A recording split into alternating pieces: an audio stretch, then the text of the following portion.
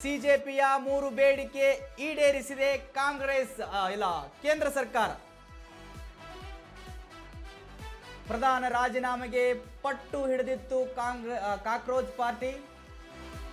ಸಂಸತ್ ಅಧಿವೇಶನ ಶುರುವಾಗ್ತಿದ್ದಂತೆ ಬೀದಿಗಿಳಿದಿದ್ರು ಕಾಂಗ್ರೆಸ್ ಪಕ್ಷದವರು. ಇದಕ್ಕೆ ಸಂಬಂಧಪಟ್ಟಾಗೆ ಕಾಂಗ್ರೆಸ್ ಅವರು ಇದಕ್ಕೆ ಬೆಂಬಲವನ್ನ ಕೊಟ್ಟರು. ಹೀಗಾಗಿ ನೀಟ್ ಗಲಾಟೆ ತಣ್ಣಗಾಗಿಸಲು ಅಂತಿಮ ನಿರ್ಧಾರವನ್ನ ತೆಗೆದುಕೊಂಡಿದೆ ಬಿಜೆಪಿ. ಸೋಮವಾರದಿಂದ ಸುಗಮ ಸಂಸತ್ ಕಲಾಪ ನಿರೀಕ್ಷೆಯಲ್ಲಿ ಇದೆ. ಇವಾಗ ನೈತಿಕ ಹೊಣೆ ಹೊತ್ತು ಧರ್ಮೇಂದ್ರ ಪ್ರಧಾನ್ ರಾಜೀನಾಮೆಯನ್ನ ಕೊಟ್ಟಿದ್ದಾರೆ. ಸಿಜೆಪಿಯ 3 ಬೇಡಿಕೆಯನ್ನ ಈಡೇರಿಸಿದೆ ಕೇಂದ್ರ ಸರ್ಕಾರ. ಪ್ರಧಾನ ರಾಜೀನಾಮೆಗೆ ಪಟ್ಟನ್ನ ಹಿಡಿದಿದ್ರು ಕಾಕ್ರೋಚ್ ಪಾರ್ಟಿಯವರು. ಸಂಸತ್ ಅಧಿವೇಶನ ಶುರುವಾಗ್ತಿದ್ದಂತೆ ಕಾಂಗ್ರೆಸ್ನವರು ಕೂಡ ಬೀದಿಗಿಳಿದಿದ್ರು. ನೀಟ್ಗೆ ಸಂಬಂಧಪಟ್ಟ ಹಾಗೆ ಧ್ವನಿಯನ್ನ ಎತ್ತಿದ್ರು. 3 ಪ್ರಮುಖ ಮಸೂದೆಗಳೇ ಇದಾವೆ, ಅದಕ್ಕೆ ರೆಡಿಯನ್ನ ಇಟ್ಕೊಂಡಿತ್ತು ಕೇಂದ್ರ ಸರ್ಕಾರ. ಹೀಗಾಗಿ ನೀಟ್ ಗಲಾಟೆ ತಣ್ಣಗಾಗಿಸಲು ಅಂತಿಮ ನಿರ್ಧಾರವನ್ನ ತೆಗೆದುಕೊಂಡಿದೆ. ಇದಾದ ಮೇಲೆ ಕಾಕ್ರೋಚ್ ಜನತಾ ಪಾರ್ಟಿ ಈ ಒಂದು ಪ್ರೊಟೆಸ್ಟ್ ಇಂದ ದೂರ ಆಗಿ ಸೋಮವಾರದಿಂದ ಸುಗಮ ಸಂಸತ್ ಕಲಾಪ ನಿರೀಕ್ಷೆಯಲ್ಲಿದೆ. ಸುಗಮವಾಗಿ ಹೋಗುತ್ತಾ ಏನಾಗುತ್ತಾ ಅಂತ ಹೇಳಿ. ವೀಕ್ಷಕರೇ, ಇದಕ್ಕೆ ಸಂಬಂಧಪಟ್ಟ ಹಾಗೆ ಇನ್ನಷ್ಟು ಅಪ್ಡೇಟ್ ಕೊಡೋದಕ್ಕೆ ನಮ್ಮ ಪ್ರತಿನಿಧಿ ವಿನೋದ್ ನನಗೆ ನೇರ ಸಂಪರ್ಕದಲ್ಲಿ ಸಿಗ್ತಾ ಇದ್ದಾರೆ. ಎಸ್ ವಿನೋದ್, ಕಾಕ್ರೋಚ್ ಪಾರ್ಟಿಯ 1 ತಿಂಗಳ ಸುದೀರ್ಘವಾಗಿ ಪ್ರತಿಭಟನೆ ಮಾಡಿದ್ರು, ಅದಕ್ಕೆ ಪ್ರತಿಫಲ ಸಿಕ್ಕಿದೆ ಅಂತ ಹೇಳಿದ್ರೆ ತಪ್ಪಾಗ್ಲಿಕ್ಕಿಲ್ಲ. ಇದರಿಂದ ವಿದ್ಯಾರ್ಥಿಗಳು ಫುಲ್ ಖುಷಿಯಾಗ್ಬಿಟ್ಟಿದ್ದಾರೆ. ಬಹಳ ದಿನ ಆಯಿತು, ಲೇಟ್ ಆಯಿತು ಬಿಜೆಪಿ ಈ ಒಂದು ನಿರ್ಧಾರವನ್ನು ತೆಗೆದುಕೊಳ್ಳೋದಕ್ಕೆ. ಮೊದಲೇ ತೆಗೆದುಕೊಳ್ಬೇಕಿತ್ತು. ಮೊದಲೇ ತೆಗೆದುಕೊಂಡ್ರೆ ಈ ರೂಪವನ್ನು ಈ ಪ್ರತಿಭಟನೆ ಪಡ್ಕೊಳ್ತಾ ಇರಲಿಲ್ಲ. ಕಾಕ್ರೋಚ್ ಅನ್ನೋ ಒಂದು ಪಾರ್ಟಿ ಕೂಡ ಹುಟ್ಕೊಳ್ತಾ ಇರಲಿಲ್ಲ ಅನ್ಕೊಳ್ತೀನಿ. ಕರೆಕ್ಟಾಗಿ ಸಮಯಕ್ಕೆ ಕೇಂದ್ರ ಸರ್ಕಾರ ಈ ಒಂದು ನಿರ್ಧಾರವನ್ನು ತೆಗೆದುಕೊಂಡಿದ್ರೆ. ಬಟ್ ಲೇಟ್ ಆಯಿತು. ಆದರೂ ಕೂಡ ಹೆಚ್ಚಿನ ಮಾಹಿತಿ ಕೊಡೋದಾದರೆ ಏನಿದೆ ವಿನೋದ್? ಮಾದೇವ್, ಈ ಒಂದು ಧರ್ಮೇಂದ್ರ ಪ್ರಧಾನ್ ಅವರ ರಾಜೀನಾಮೆ ಅನ್ನೋದು ಕೇವಲ ಒಂದು ಸಿಜೆಪಿ ಪಕ್ಷದ ಒಂದು ಯಶಸ್ಸಲ್ಲ, ಜೊತೆಗೆ ರಾಜಕೀಯ ವಿರೋಧ ಪಕ್ಷಗಳಂದರೆ ಅಂದರೆ ಕೇಂದ್ರದ ವಿರೋಧ ಪಕ್ಷಗಳ ಒಂದು ಯಶಸ್ಸಲ್ಲ, ಇದು ದೇಶದ ಯುವ ಜನತೆಗೆ ಸಿಕ್ಕಿರ್ತಕ್ಕಂಥ ಒಂದು ಯಶಸ್ಸು. ಅವರಿಗೆ ಸಮರ್ಪಕ ಆಗಬೇಕಾಗಿರ್ತಕ್ಕಂಥ ಒಂದು ಜಯ ಇದೆ. ಯಾಕಂದರೆ ಇವನ್ ಕೇವಲ ಬರೀ ಸಿಜೆಪಿ ಅಷ್ಟೇ ಬಂದು ಅಲ್ಲಿ ಪ್ರತಿಭಟನೆ ಮಾಡಿಕೊಂಡು ಒಂದಿಷ್ಟೆಲ್ಲ ಅಹಿಂಸೆ ಆಗೋಕ್ಕೆ ಕಾರಣರಲ್ಲ. ಒಂದು ಪ್ರಾಮಾಣಿಕತೆಯಿಂದ ಈ ಒಂದು ಎಕ್ಸಾಮ್ನಿಂದ ಯಾರ್ಯಾರಿಗೆ ನಷ್ಟ ಆಗಿದೆ, ಯಾರ್ಯಾರಿಗೆ ನೋವಾಗಿದೆ, ಆ ಎಲ್ಲ ವಿದ್ಯಾರ್ಥಿಗಳು ಬಂದು ದೇಶದ ಮೂಲೆಯಲ್ಲೂ ಸಹ ಒಂದು ಪ್ರತಿಭಟನೆ ಮಾಡಿದ್ರು. ಅದರ ಪ್ರತಿಫಲವಾಗಿ ಇವತ್ತು ಕೇಂದ್ರದ ಒಂದು ಶಿಕ್ಷಣ ಸಚಿವ ಒಂದು ರಾಜೀನಾಮೆಯನ್ನು ಕೊಟ್ಟಿದ್ದಾರೆ.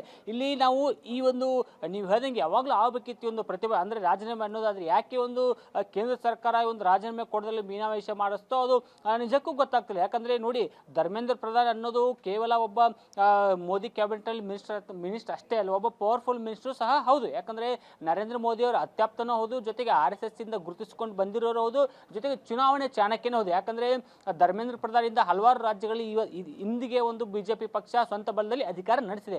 ಈ ಒಂದು ಕಾರಣಕ್ಕೆ ಇವರ ರಾಜೀನಾಮೆ ತೆಗೆದುಕೊಳ್ಳಕ್ಕೆ ಬಿಜೆಪಿ ಹಿಂದೇಟು ಹಾಕಿತ್ತು ಅನ್ನೋದು ಕೆಲವೊಂದಿಷ್ಟು ರಾಜಕೀಯ ವಿಶ್ಲೇಷಕರ ವಿಶ್ಲೇಷಣೆ.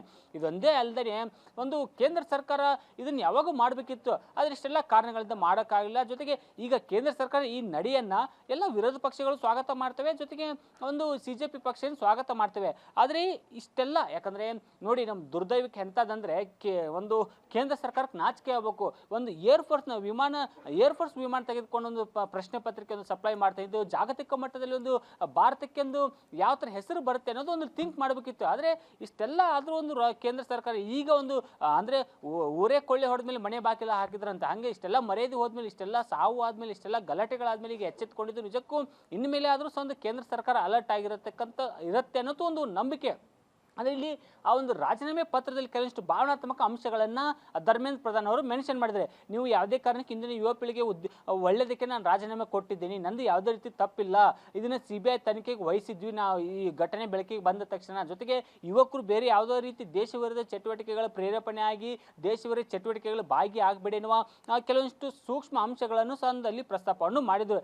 ಯಾಕಂದರೆ ಈ ಒಂದು ರಿಸೈನ್ ಅನ್ನೋದು ಕೇವಲ ಒಂದು CJP ಪಕ್ಷದ ಪಟ್ಟು ಅಷ್ಟೇ ಅಲ್ಲ, ವಿಪಕ್ಷಗಳ ಪಟ್ಟು ಸಹ ಒಂದು ಒಂದು ಆಗಿತ್ತು. ಇಲ್ಲಿ ಪ್ರಮುಖವಾಗಿ ನೋಡ್ತಕ್ಕಂಥದ್ದು CJP ಪಕ್ಷದ ಪ್ರಮುಖ ಅಜೆಂಡಾನೇ ಇದಾಗಿತ್ತು. ಯಾರನ್ನ ಧರ್ಮೇಂದ್ರ ಪ್ರಧಾನ್ ಅವರು ರಾಜೀನಾಮೆ ತೆಗೆದುಕೊಳ್ಳಬೇಕು, ಜೊತೆಗೆ ಸಾವನ್ನಪ್ಪಿರೋರಿಗೆ 1 ಕೋಟಿ ರೂಪಾಯಿ ಕೊಡಬೇಕು, ಮತ್ತೆ NTA ಅನ್ನ ರದ್ದು ಮಾಡಬೇಕು ಅನ್ನೋದು ಏನು ಬೇಡಿಕೆ ಆಗಿತ್ತು. ಆ 3 ಬೇಡಿಕೆಗಳು ಇದೀಗ ಕೇಂದ್ರ ಸರ್ಕಾರ ಸ್ಪಂದನೆ ನೀಡಿದೆ. ಸ್ಪಂದನೆ ನೀಡತಕ್ಕಂಥ ಮೊದಲ ಭಾಗವಾಗಿ ಪ್ರಧಾನಿ ಅವರ ರಾಜೀನಾಮೆ ಕೊಟ್ಟಿದ್ದಾರೆ. ಇಲ್ಲಿ ಇನ್ನೊಂದು ಸೂಕ್ಷ್ಮವಾಗಿ ಅಬ್ಸರ್ವ್ ಮಾಡ್ಬೇಕು ನಾವು. ಇನ್ನು ಮೇಲೆ ಆದರೂ ನೋಡಿ, ಇಷ್ಟೆಲ್ಲ ಇನ್ಸಿಡೆಂಟ್ ಆಗಿ ಸಾವು ನೋವು ಗಲಾಟೆ ಆಗಿ ಆದರೂ ಇನ್ನು ಮೇಲೆ ಆದರೂ ಒಂದು ಪ್ರತಿಭಟನೆ ಕೈ ಬಿಡುತ್ತಾ ಅನ್ನೋದು ಒಂದು ಪ್ರಶ್ನೆ. ಯಾಕಂದರೆ CJP ಅವರು ಅಧಿಕೃತವಾಗಿ ಅನೌನ್ಸ್ ಮಾಡಿದರೆ ಇಲ್ಲ ನಾವು ಪ್ರತಿಭಟನೆಯಿಂದ ಹಿಂದೆ ಸರಿದ್ವಿ, ಇವಾಗಲೇ ಈ ಕ್ಷಣ ನಾವು ಪ್ರತಿಭಟನೆಯನ್ನು ಕ್ವಿಟ್ ಮಾಡ್ತೀವಿ ಅಂದ್ಕೊಂಡ್ಬಿಟ್ಟು ಈಗಾಗಲೇ ಒಂದು ಮಾಧ್ಯಮ ಹೇಳಿಕೆಗಳನ್ನು ಕೊಟ್ಟಿದ್ದಾರೆ, ಜೊತೆಗೆ ಟ್ವೀಟ್ ಅನ್ನು ಮಾಡಿದ್ದಾರೆ. ಆದರೆ ಈ ಪ್ರತಿಭಟನೆಯಲ್ಲಿ ಭಾಗಿಯಾಗಿರ್ತಕ್ಕಂಥ ಕೆಲವೊಂದಿಷ್ಟು ದೇಶ ವಿರೋಧಿಗಳು ಇದ್ರಲ್ಲ, ದೇಶ ವಿರೋಧಿ ಚಟುವಟಿಕೆ ಮಾಡ್ತಾರಲ್ಲ, ಅವರುಗಳು ಏನು ಮಾಡ್ತಾರೆ ನಿರ್ಧಾರ ಅನ್ನೋದು ಒಂದು ಮುಂದಿನ ದಿನಗಳಲ್ಲಿ ಕಾದು ನೋಡಬೇಕಿದೆ. ಯಾಕಂದರೆ ಇನ್ನು CJP ಪಕ್ಷದ ಒಂದು ಸಂಸ್ಥಾಪಕ ಅಭಿಜಿತ್ ದೀಪ್ಕೇಶ್ ಅವರು ಅದನ್ನೇ ಹೇಳಿದ್ರೆ, ಇಲ್ಲ ನಾವು ತಾತ್ಕಾಲಿಕ ಈ ಕ್ಷಣಿಕವಾಗಿ ನಾವು ಇದನ್ನ ಈ ಪ್ರತಿಭಟನೆ ಕೈ ಬಿಡ್ತಾ ಇದ್ದೀವಿ, ನಮ್ಮ ಹೋರಾಟಕ್ಕೆ ಸರ್ಕಾರ ಮಣಿದಿದೆ ಅಂದ್ಬಿಟ್ಟು ಒಂದು ಹೇಳಿಕೆಗಳನ್ನು ಕೊಟ್ಟಿದ್ದಾರೆ. ಆದರೆ ಸೆಷನ್ನಲ್ಲಿ, ಯಾಕಂದರೆ ಈಗ ಹೊರಗಡೆ ಸೆಷನ್ ಹೊರಗಡೆ ಈ ಘಟನೆಗಾದರೆ ಸೆಷನ್ನಲ್ಲಿ ನಿನ್ನೆ ಯಾವ ಥರ ಗದ್ದಲ ಗಲಾಟೆಗಳು ಆಗ್ತವೆ ಅನ್ನೋದು ಕಾದು ನೋಡ್ಬೇಕು. ಯಾಕಂದರೆ ಸೆಷನ್ ಜುಲೈ 20ರಿಂದ ಆರಂಭ ಆಗಿದೆ, ಇವತ್ತು 25, ಇವತ್ತು ನಿನ್ನೆ ತನಕ 4 ದಿನಗಳ ಕಾಲ ಒಂದು ಪ್ರಧಾನಿ ಅವರ ರಾಜೀನಾಮೆಗೆ ಒಂದು ಈ ಸಮಯ ವ್ಯರ್ಥ ಆಗಿದೆ. ಸೊ ಹಾಗಾಗಿ ಸೆಷನ್ನಲ್ಲಿ ಇದ್ರ ತೀವ್ರ ಸ್ವರೂಪ ಯಾವ ಥರ ತೆಗೆದುಕೊಳ್ಳುತ್ತೆ, ಯಾವ ಥರ ಪಡೆದುಕೊಳ್ಳುತ್ತೆ ಅನ್ನೋದು ಮುಂದಿನ ದಿನಗಳಲ್ಲಿ ಕಾದು ನೋಡಬೇಕಿದೆ. ಜೊತೆಗೆ ಈ ಒಂದು ಧರ್ಮೇಂದ್ರ ಪ್ರಧಾನ್ ರಾಜೀನಾಮೆ ಜಾಗಕ್ಕೆ ಅವರ ಮಂತ್ರಿ ಸ್ಥಾನಕ್ಕೆ ಯಾರು ಬರ್ತಾರೆ ಅನ್ನೋದು ಇದೀಗ ಪೈಪೋಟಿನೂ ಸ್ಟಾರ್ಟ್ ಆಗಿರುತ್ತೆ. ಯಾಕಂದರೆ ಆ ಒಂದು ಹುದ್ದೆಗಳನ್ನು ಅಂದರೆ ಯಾವಾಗ ಒಂದು ರಾಜೀನಾಮೆ ಕೊಡ್ತಾರೆ ಆ ಒಂದು ಜಾಗಕ್ಕೆ ಬೇರೆ ಬೇರೆ ನಾಯಕರುಗಳು ಒಂದು ಪೈಪೋಟಿ ಮಾಡುವಂಥ ಸರ್ವೇ ಸಾಮಾನ್ಯ. ಆದರೆ BJP ಇದನ್ನು ಯಾವ ಥರ ಒಂದು ಹ್ಯಾಂಡಲ್ ಮಾಡುತ್ತೆ, ಯಾಕಂದರೆ ಕ್ಯಾಬಿನೆಟ್ ರೀಶಫಲ್ ಆದಮೇಲೆ ಆ ಒಂದು ಸ್ಥಾನಕ್ಕೆ ಬೇರೆ ಯಾರನ್ನು ತೆಗೆದುಕೊಳ್ಳುತ್ತಾ, ಅಥವಾ ಈಗಾಗಲೇ ತುರ್ತು ಈಗ ಸೆಷನ್ ಒಂದು ನಡೀತಿದೆ, ತುರ್ತು ಸಮಯದಲ್ಲಿ ಅವರನ್ನು ನೇಮಕ ಮಾಡ್ಕೊಳ್ಳುತ್ತಾ ಅಥವಾ ಪ್ರಮಾಣ ಬೋಧಿಸುತ್ತಾ ಅನ್ನೋದು ಕಾದು ನೋಡಬೇಕಿದೆ. Mahadev. Okay thank you Vinod ನಿಮ್ಮೆಲ್ಲ ಮಾಹಿತಿಗಾಗಿ.